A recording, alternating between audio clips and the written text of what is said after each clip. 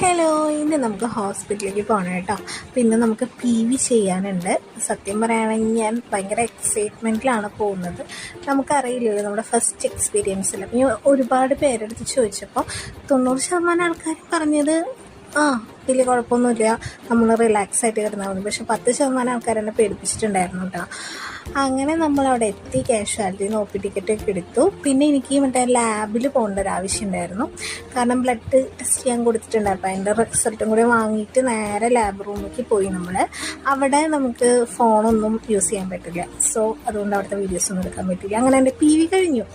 എൻ്റെ അടുത്ത എക്സ്പീരിയൻസ് ചോദിക്കുകയാണെങ്കിൽ ഞാൻ പറയും, അത്ര വലിയ പേടിക്കാനുള്ള കാര്യമൊന്നുമില്ല. നമ്മൾ റിലാക്സ് ആയിട്ട് കൊടുത്തു കഴിഞ്ഞാൽ പെട്ടെന്ന് തന്നെ കഴിയുന്ന ഒരു പ്രോസസ്സാണ് ഈ PV എന്ന് പറയുന്നത്. അത്ര പേടിക്കാനുള്ളതൊന്നുമില്ല.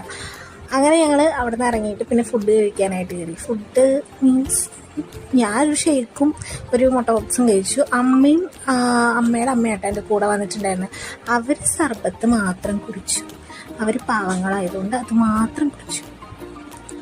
പിന്നെ PVനെ പറ്റി പിന്നെ പറയാനുള്ളതെന്ന് വെച്ച് കഴിഞ്ഞാൽ, ഇതിൽ കൂടുതൽ നിങ്ങൾക്ക് ആർക്കെങ്കിലും അറിയണമെന്നുണ്ടെങ്കിൽ ഞാൻ വേറൊരു വീഡിയോ ചെയ്യട്ടെ. അത്ര പേടിക്കാനുള്ള സംഭവമൊന്നുമില്ല. എന്നെ പോലുള്ള ആൾക്കാരുടെ അടുത്താണ് ഞാൻ പറയുന്നത്. പിന്നെ അവിടുന്ന് ബസ് കയറി നേരെ വീട്ടിലേക്ക് പോന്നു.